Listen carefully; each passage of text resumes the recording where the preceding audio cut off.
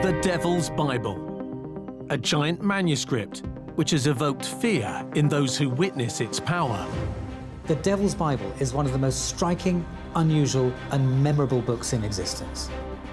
Written in the medieval Czech Republic in times of plague, darkness, and despair, it features a huge picture of evil incarnate.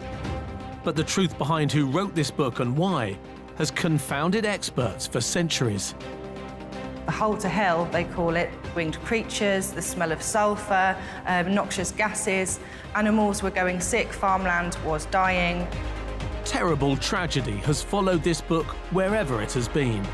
There is a view that the Bible itself is cursed. There is always going to be this sense that there are just some things which are too terrible to contemplate having emerged from a human soul. Is there any truth behind the stories of its malevolent power?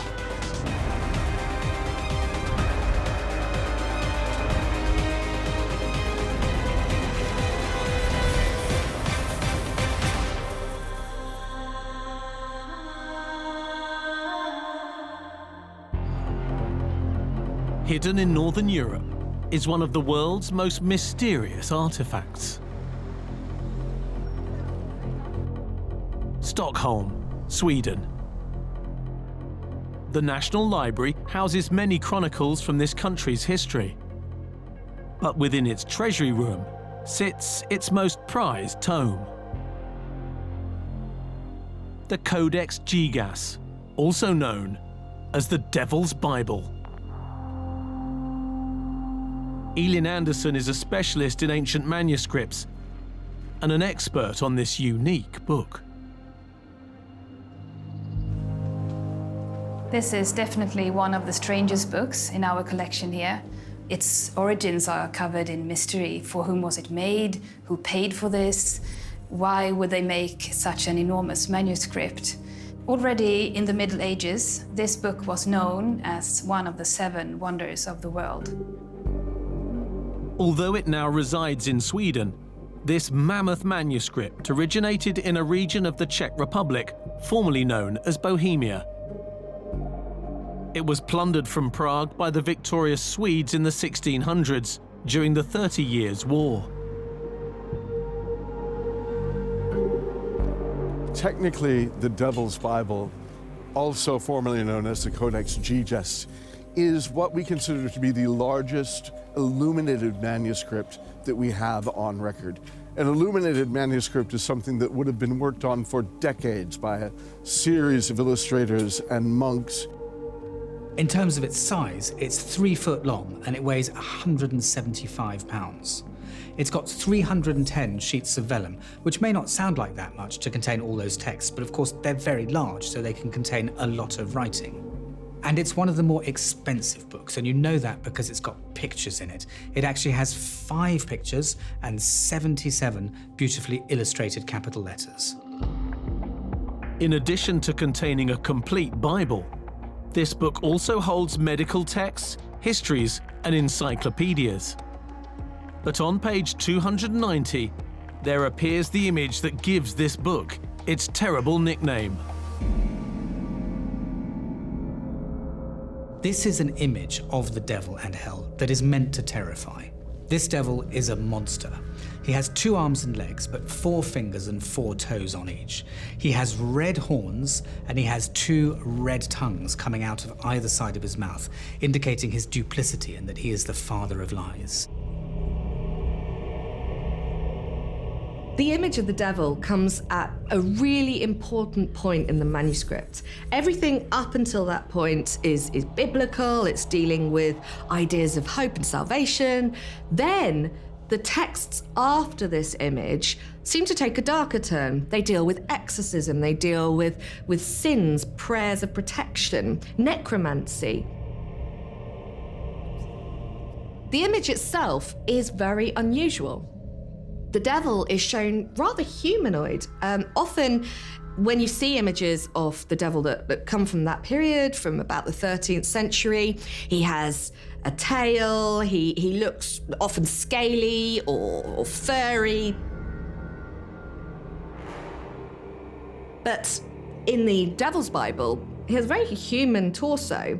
Then you have these long claws that come out from the hands and from the feet.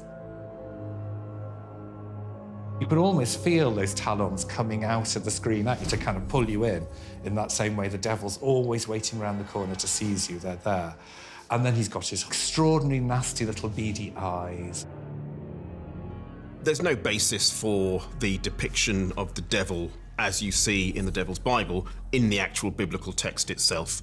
These notions of the devil as a demon with horns and a pitchfork and a forked tail is really based on legend and on medieval ideas of ghouls and goblins. The library rarely removes the Devil's Bible from its protective glass case. But why? Many have wondered whether or not the Devil's Bible has supernatural, magical powers, particularly because after that image of the devil, that full-page image, there are a set of spells and magical formula. And what on earth are they doing inside a Bible if not to counteract the influence and the power of Satan? The question is that given the history of the Devil's Bible and the things that it's done to people, is it actually in that glass case to protect us? But who could have written such an extraordinary book? The answer is towards the end of this huge manuscript. The book was written between 1204 and 1230, and most people think that one of the names in the book, Hermann Inclusus, is the name of the author. He was a monk, and inclusus means shut in, so he was some kind of recluse.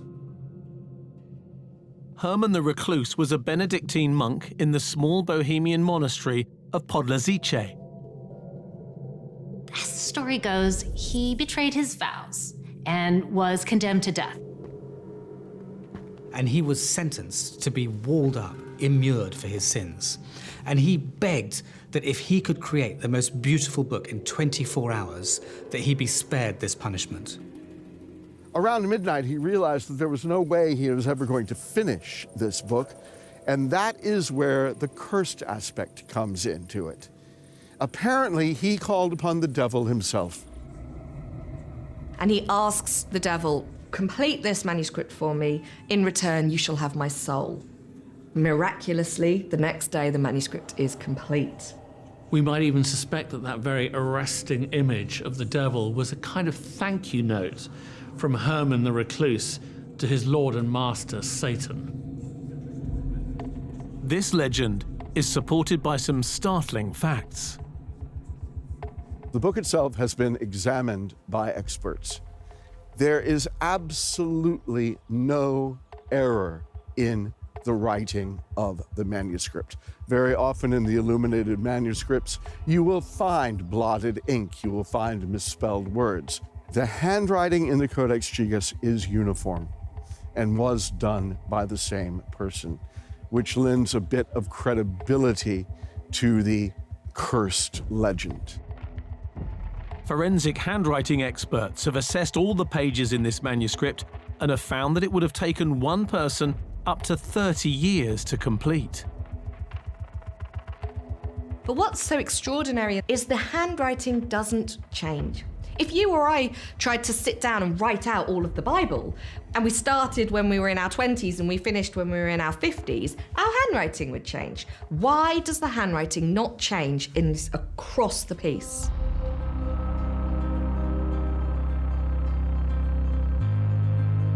The reported birthplace of the Devil's Bible is Bohemia, now part of the Czech Republic. This is a country where stories of the devil hide around every corner.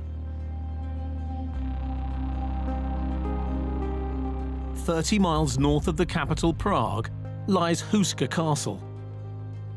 This remote fortress dates from the same century as the Devil's Bible.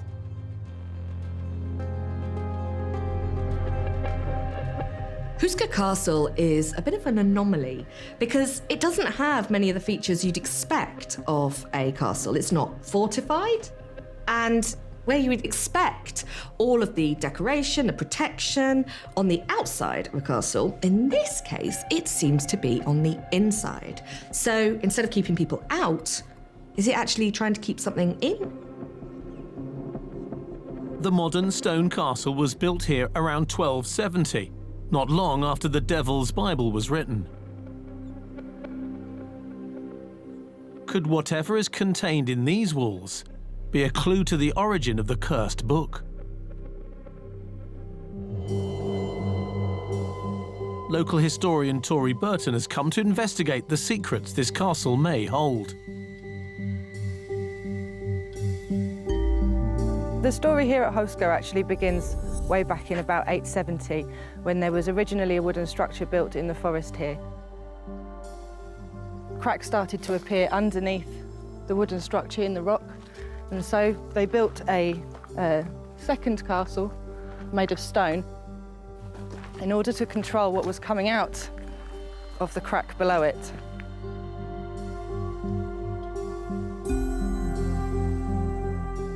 The builders of Huska decided to build the castle's chapel directly over this fracture in the rock. When the stone cracked, unfortunately, evil started to spill out. Winged creatures, leathery winged chimera, sulfur gases were spewing out of here and terrorizing the surrounding area. Farmland was failing, animals were sick, animals were going missing, and it all seemed to be because of this huge fracture, which seemed to be leading directly to the gates of hell. So the second structure that was built here to serve as a plug to what we believe could be the actual gateway to hell itself, right here.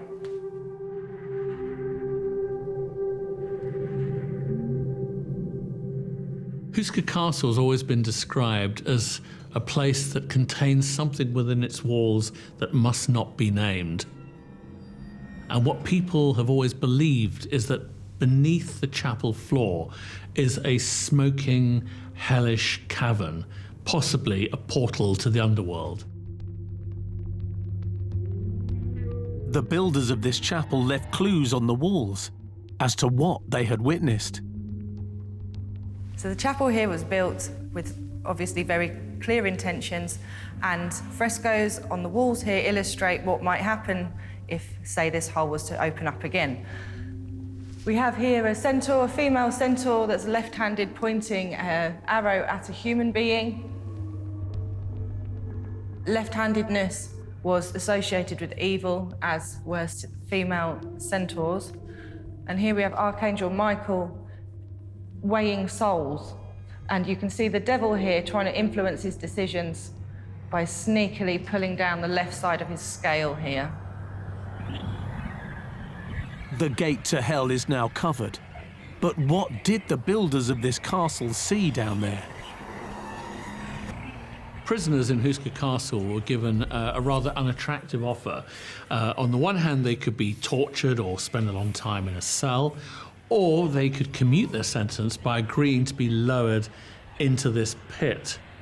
One man who was lowered down was heard screaming and wailing, brought back up within seconds, and his hair had turned white, his eyes were full of terror, and he'd gone completely insane. Whether or not they witnessed hell itself down there, I'm not sure. There's a lot of suggestion that all of this is just stories, and there are perfectly reasonable scientific explanations for all of these smells and destruction that happened around the time of the hole being open. Either way, I would not want to open it up. I don't think there's any need to look down there. I wouldn't take any risks. The Hell Gate at Huska Castle may or may not be real, but with all these reports of hellish things going on, could the devil have stalked these lands in the 13th century? It's interesting that we have these two devil stories from 13th century Bohemia, the Devil's Bible and Huska Castle. But one needs to remember that the devil was one of the church's best illustrative stories of how not to live your life. The devil actually would have been quite important to people in 13th century Europe. largely because this was an era when people still believed that misfortune, any kind of bad luck, illness, disease may still have had some kind of demonic origin. So it might have been a curse or some kind of punishment for something that you'd done. So in many ways, fear of the devil was no different from the fear of God. There does seem to be some quite esoteric and distinctive things in the architecture, the manuscript art in Bohemia in the 13th and 14th century. It does seem to have elements of black magic, perhaps, necromancy, but I think it is because of the geography of this region. It's a very wooded, forested area.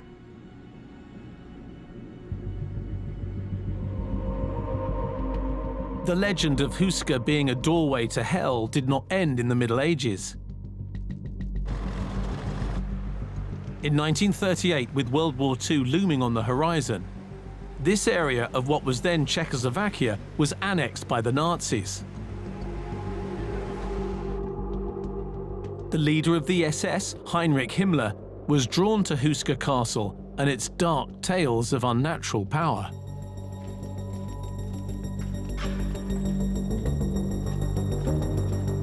Himmler had a very big interest in the occult. He was fascinated by the power that could be harnessed from evil, and of course maybe that would help the Nazi movement. So this castle was chosen because of its connection to the gateway to hell. They used these underground spaces for torture, human experiments, which they believed would help somehow harness this power further. Another rumor is that the Nazis used this place as an incubator facility for the Lebensborn program. This program sought to encourage the birth of children who the Nazis considered racially pure, often at the expense of the local Slavic population. Whatever the truth, all records were destroyed in the Nazis' flight from the Soviet Red Army in 1945.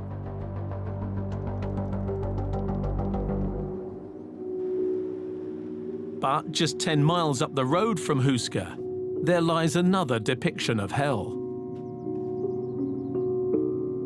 The devil's heads are a little unlike anything else you've seen, but in some ways they look like large, frightening, malevolent, melting faces. We've got these gigantic limestone carvings of heads, and they're 27 feet tall. And just to put that into scale perspective, it rivals the carvings of the American presidents on Mount Rushmore. They remind me of the description of the devil in Dante's Inferno, this hairy, goat-like beast of a giant that's encased in ice with this three-faced head that eating sinners out of his multiple mouths. Towering over the nearby villages, what is the truth behind these strange monuments?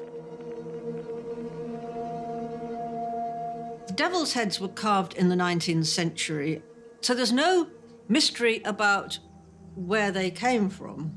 Perhaps the mystery is what they represent. These nearly 30-foot heads behind me are called the Czertowi Hlavy, and that means devil's heads. And as you can see, they're demonic looking, they are humongous, and they've been looking over the people in the villages ahead of them since 1846. The man who carved these grotesque faces was the sculptor Václav Levy, who worked as a chef in a nearby town. What we're seeing here is actually the artist's impression of his own tortured, trapped-in soul that he was waiting to get out all of those years working as a chef. And this is the beginning of his works right here. So really, these big heads are nothing more than very posh, very old graffiti. There is no doubt that the devil has maintained a firm grip on the minds of the people of this land, just as it did in the 13th century. Written on the very first page of the Devil's Bible is a list. indicating the manuscript was created 100 miles from the Devil's Heads in a monastery known as Podlazice. Yet the very birthplace of this Bible was destroyed not long after the book was completed, furthering the legend of its curse. By the early 1400s, this region was in the midst of religious turmoil. Bohemia was one of those parts of Europe where the Catholic Church struggled to retain control. It was a fulcrum of heresy. You have this extraordinary figure in Bohemia, Jan Hus, who was a great reformer of the church in lots of ways. He felt it was corrupt, he felt it had lost sight of what was being written in the scriptures. The Hussites agitated among the people to reject the Catholic Church and its teachings and its priests and its pope. The monastery of Podlazice that gave the world the Devil's Bible was burned during these early religious wars.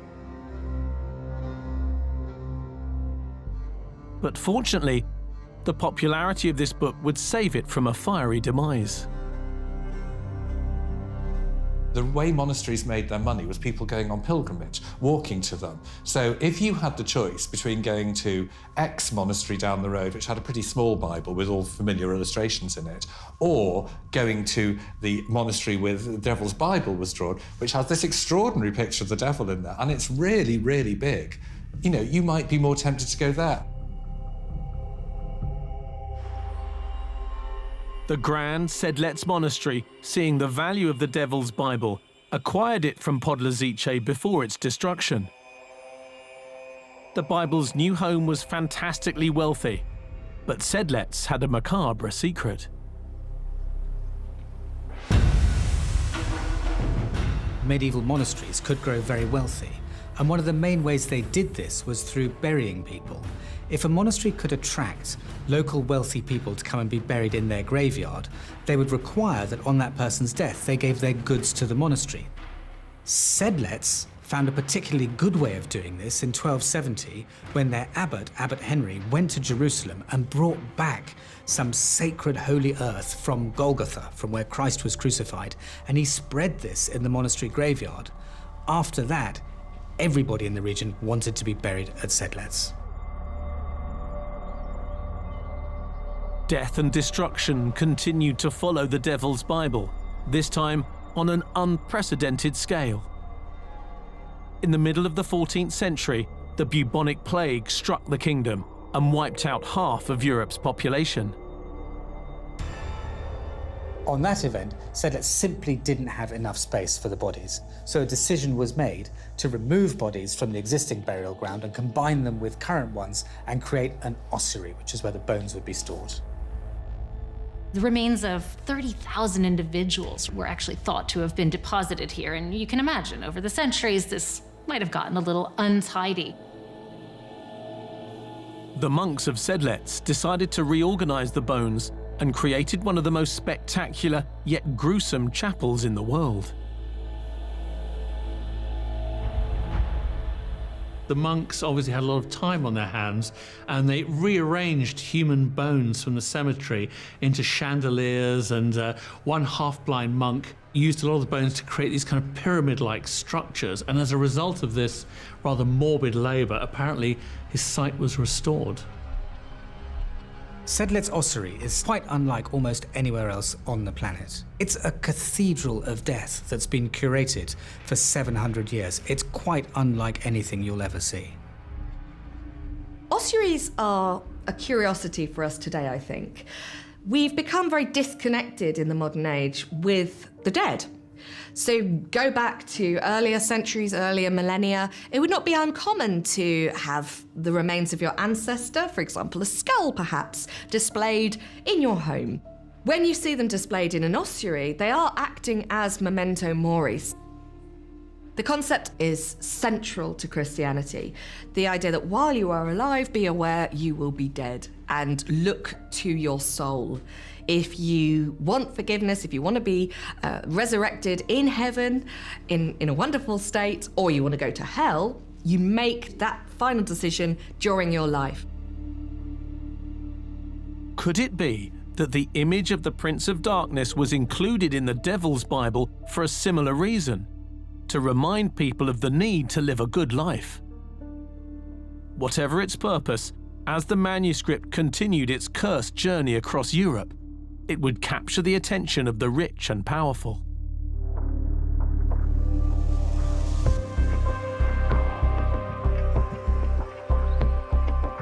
The Devil's Bible was sent from Sedlec to the famous Brevnov monastery in the Bohemian capital of Prague.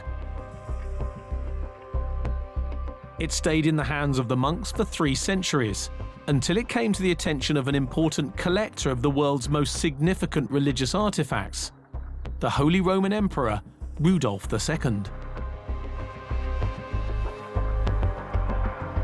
Some say that Rudolf II was a combination of an absolutely brilliant ruler and a bit of a madman.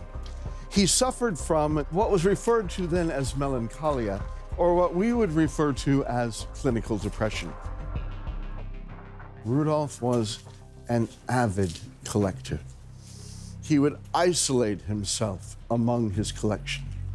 He would stare at a piece of work for hours, lost in thought and his melancholy. Rudolf was one of the most colourful rulers in Europe, and controversially moved the capital of the Holy Roman Empire from Vienna to Prague. But in his desire to make this city the cultural and scientific centre of Europe, he strayed into dangerous territory.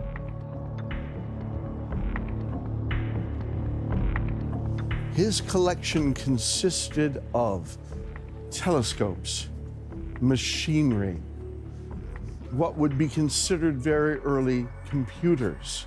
But he was also incredibly fascinated by the occult sciences. He welcomed all manner of freethinkers to his court, including, which was very unusual then, rabbis. He loved Jewish mysticism. He was a magnet for alchemists, and alchemy was a very interesting discipline. It was not just about, changing base metal into gold. It was a spiritual exercise. It was about transforming the soul. Rudolf II, Holy Roman Emperor, is actually a really important person in European history. Because of the time he was living, his collection and the sorts of studies that were undertaken on it formed the basis for what became the scientific revolution.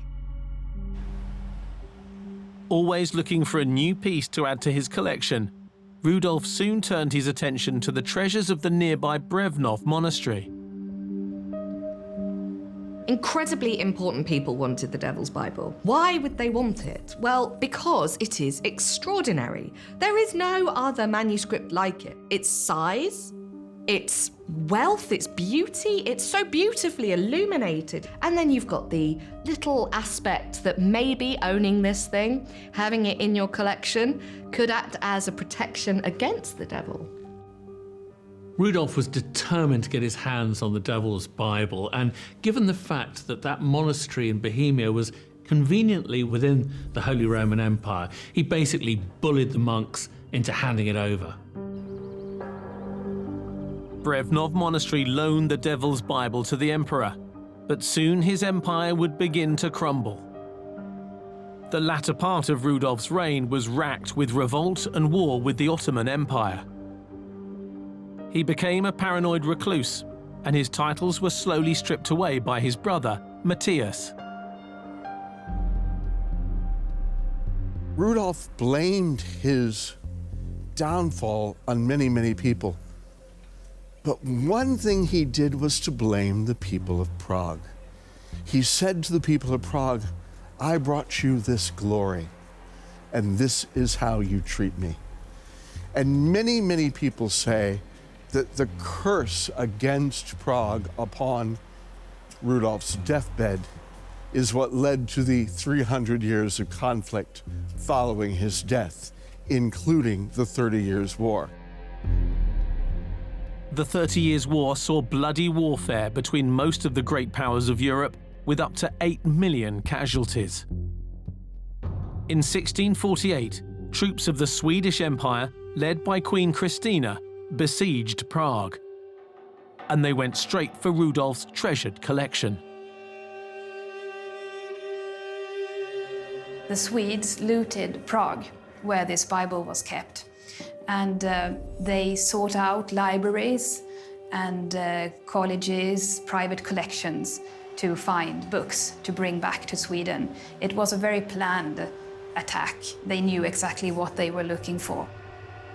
Rudolf II and Queen Christina were essentially very modern monarchs. They were openly bisexual, they were open to all kinds of ideas, they were extremely tolerant and learned, and they both wanted to get their hands on the Devil's Bible.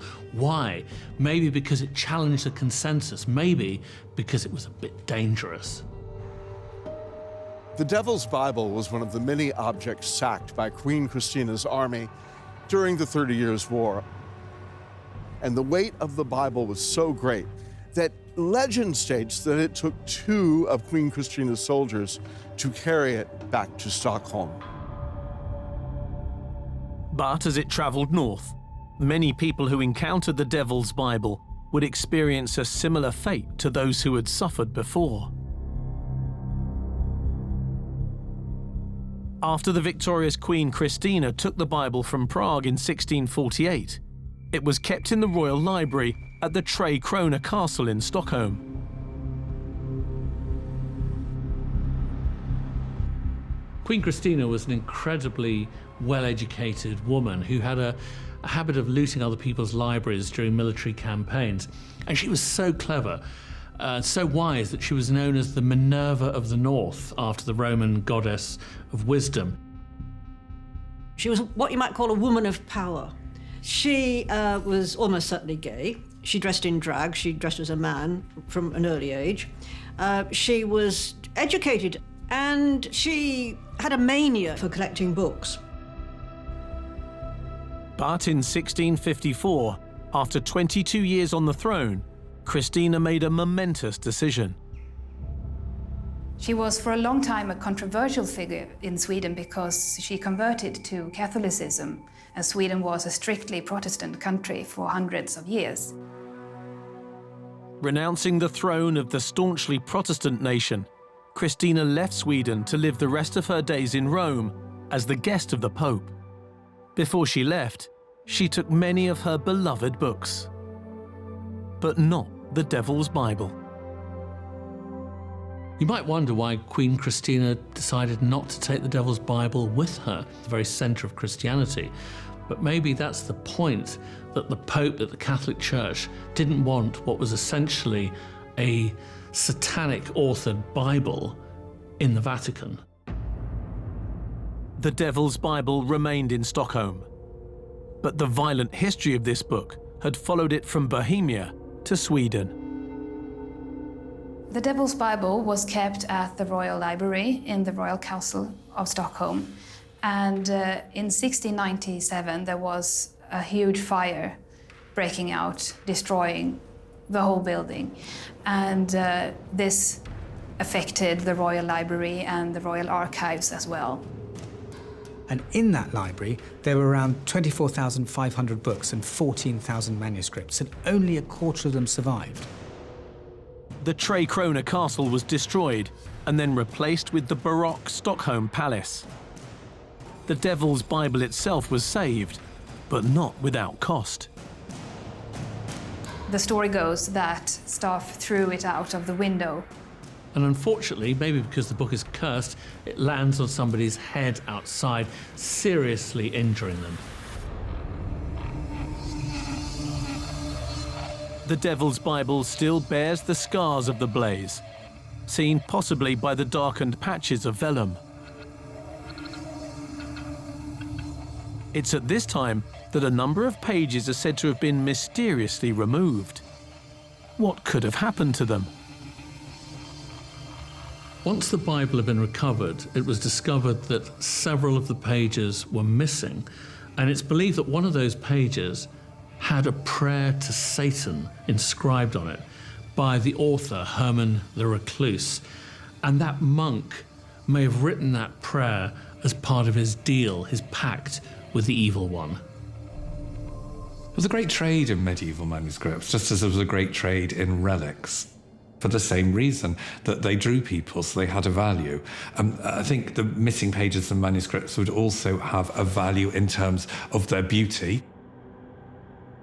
The Devil's Bible has some pages missing, and so this has obviously led to speculation as to what they may have been. In fact, we know from an early description of the Bible that it once had a copy of the Rule of St. Benedict in it, which it no longer does. Now, the Rule of St. Benedict, of course, in Catholic pre-Reformation Europe was just the rule by which most monks and nuns lived. It was pretty inoffensive.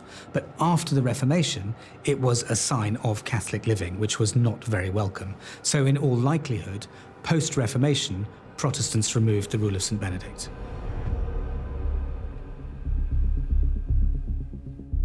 After its incredible escape from the flames, the Bible travelled between various places in Stockholm until it came to rest where it is today, in the National Library.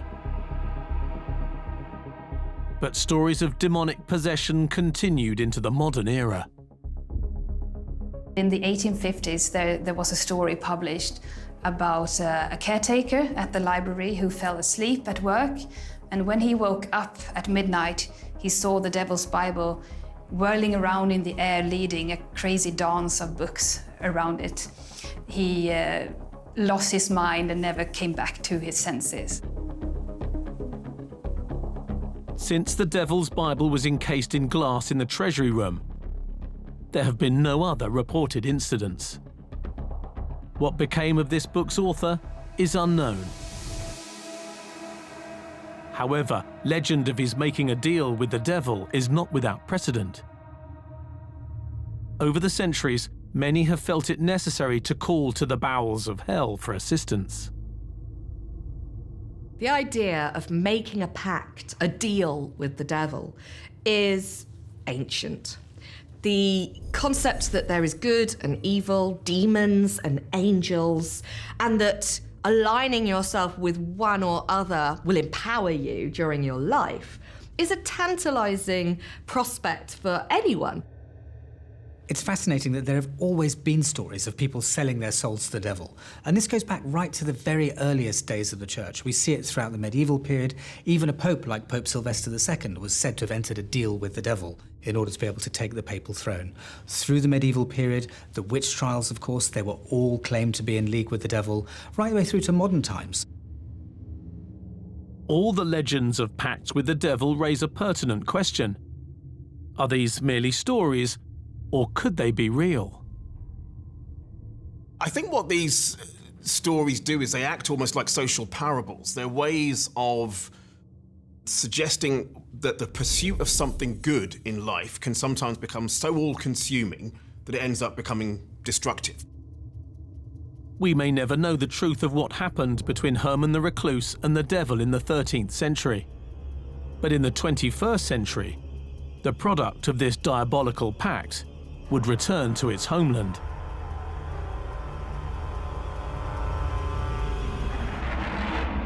In 2007, the journey of the Devil's Bible would come full circle when it was loaned to the Czech government and displayed in the National Library in Prague. The exhibition attracted thousands of people. Czech history lovers have been waiting and anticipating the return of the Devil's Bible literally for centuries, but visitors were only allowed to look at it for a maximum of 10 minutes. I think we're still so interested in this book because somewhere deep down in the human condition, there is always going to be this sense that there are just some things which are too terrible to contemplate having emerged from a human soul and from a human mind. It's a way of personifying our worst fears. But over 800 years after it was written in mysterious circumstances, what is the truth behind the stories of this book's demonic curse? The human mind is incredibly fertile and loves imagining stories around unusual things. The Devil's Bible is genuinely very unusual, so it should come as no surprise that there are a whole raft of stories and legends that surround it. And that may even be why it was created in the first place. One can well imagine that the illustrator who sat there with the Bible with a blank page on his scriptorium desk thought, a full-size devil will really get people talking. And it has. The idea that the Devil's Bible is cursed connects to certain events that have taken place around it. But really, that it survives at all is quite a miracle. Most manuscripts from the medieval period have been lost, reused, turned into scrap. That it has survived is extraordinary. That things will have happened around it is inevitable. Some people throughout history have claimed that this book is cursed. It's not strange when you think about this image of the devil that sets the imagination running. But I think this book has been extremely blessed because we still have it after 800 years. Today, we keep the Devil's Bible in a secure case, not because it's cursed, but because we have to monitor the environment and keep it safe. Could the purpose of the Devil's Bible be similar to the ossuary at its previous home in Sedlec? Might this image of the devil be some sort of memento mori to serve as a warning to 13th century Bohemia?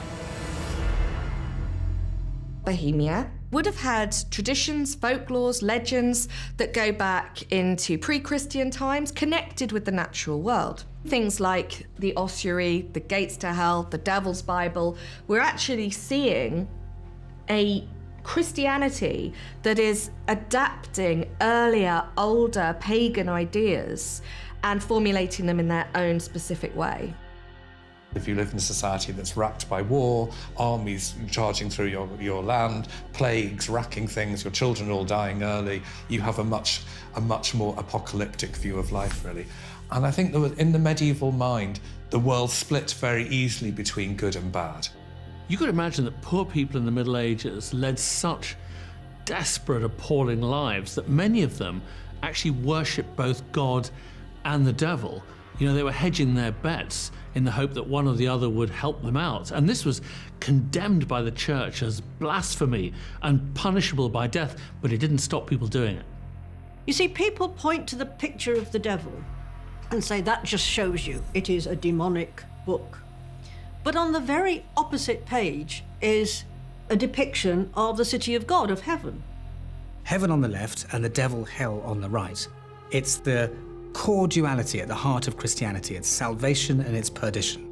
It's just served right up for the reader. What's it going to be? You can either lead the good life and go to heaven, or look what waits for you in hell. So, is that all this book is? A grandiose attempt to scare medieval Christians into doing the right thing? I think the Devil's Bible is extraordinary. I don't go in necessarily for this idea of a legend associated with the devil.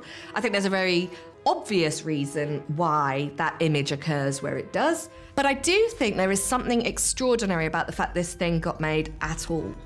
It would have taken so much scholarship, so much dedication, so much patience to create it. It is an extraordinary achievement.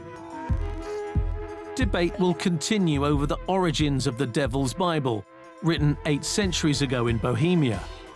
It seems this mighty book will fascinate us for many more centuries to come.